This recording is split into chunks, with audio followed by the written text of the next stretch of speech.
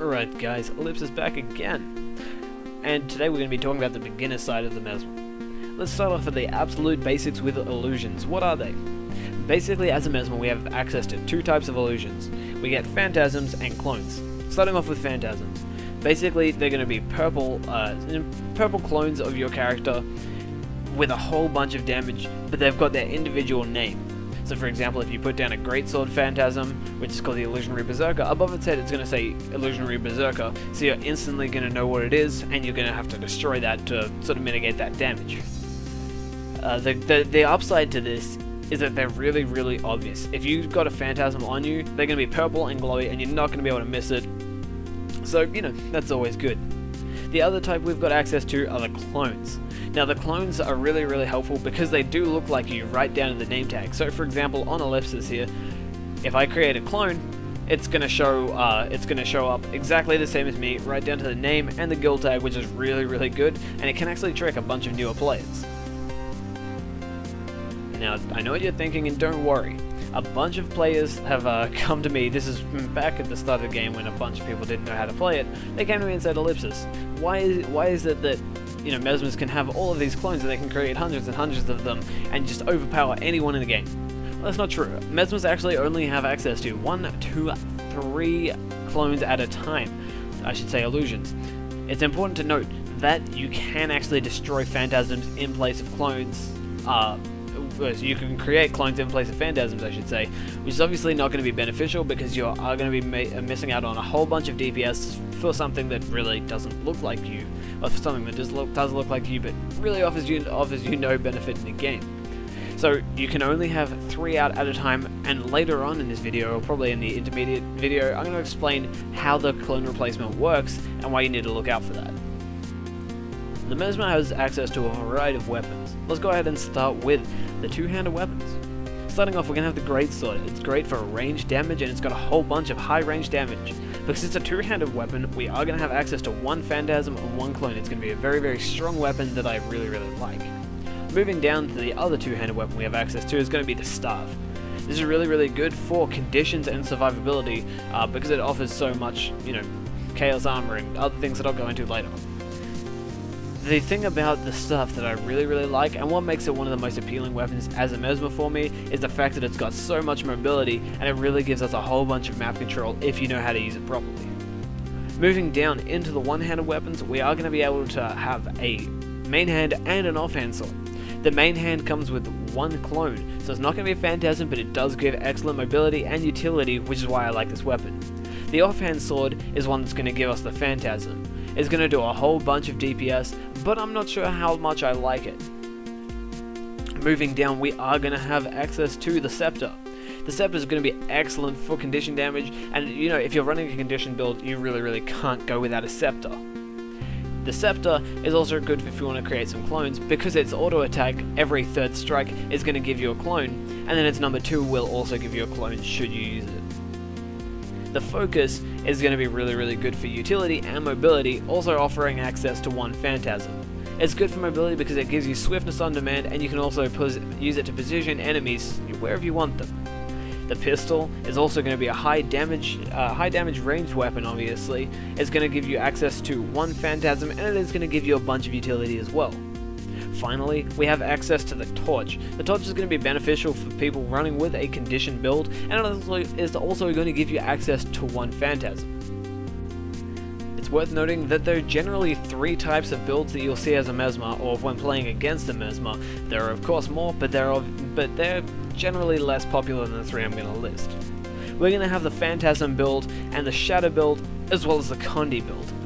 Now the Phantasm build obviously going to be relying around your illusions, getting them out, keeping them alive, and then doing a whole bunch of damage through them. It's a very, very powerful build.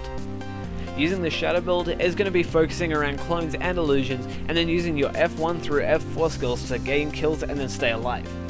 The Condition build obviously is going to be relying around conditions, but it doesn't get played too often in competitive PvP.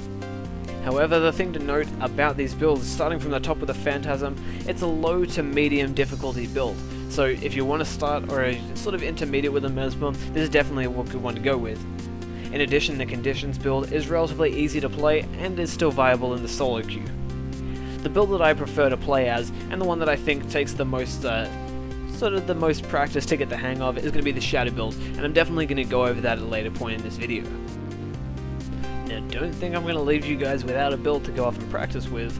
I'm going to give you a condition build because I did say that it was relatively easy to pick up as well as easy to play.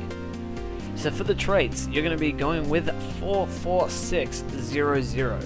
Starting off in Domination, you are going to be picking up Crippling Dissipations, which is number 5. This way, when your clones get killed, they're going to apply Cripple, which gives you a little bit more pressure onto your opponent.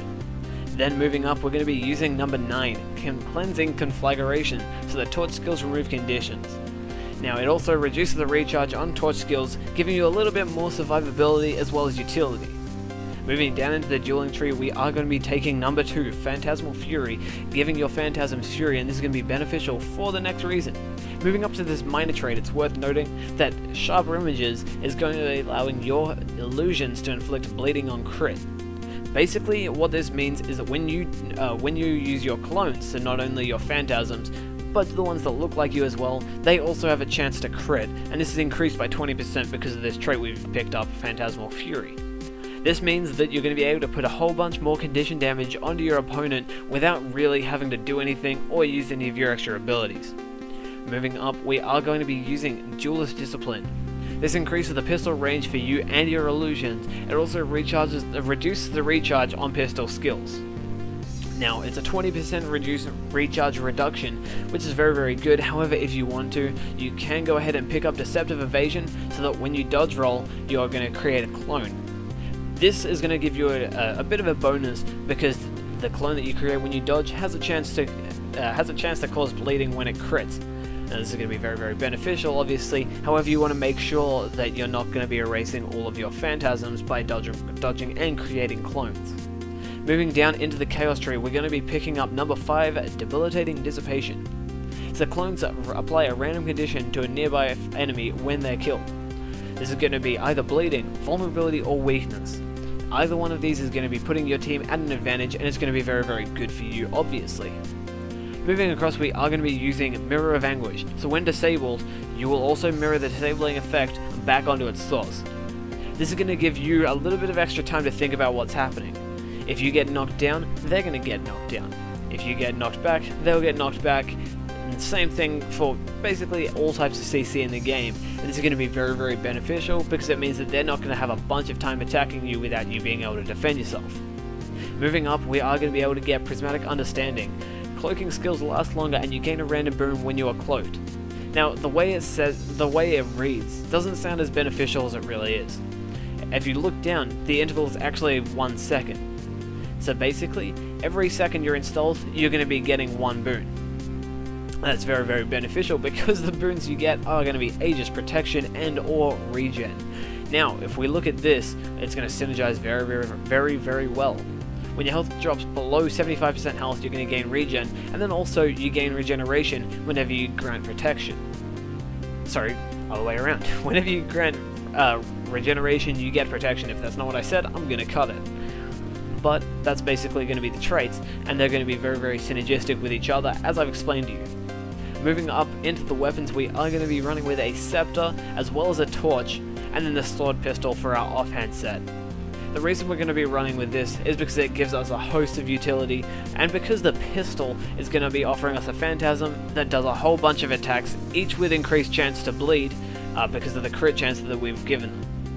It's going to be a very dangerous build to be coming up against, especially when we look down at how much condition damage we can put out. We are going to be running with the Rabid Amulet, which is going to give us 922 condition damage, which is going to be very beneficial for us. And then also moving across, we're going to be getting Runes of the Nightmare. These give us a bunch of condition damage, as well as condition duration, as well as the fact that we get 50% chance to fear them for 2 seconds when we get hit. That's very good because it's a passive benefit. We don't have to do anything, we don't have to activate anything, it's just going to be putting more pressure on our opponent. Thanks for watching this video tutorial, guys. If you did enjoy watching it, and you did learn something from this, let me know down below. If you think you're ready to move up to the intermediate section of this tutorial, go ahead and do that by clicking on screen now. You know you want to.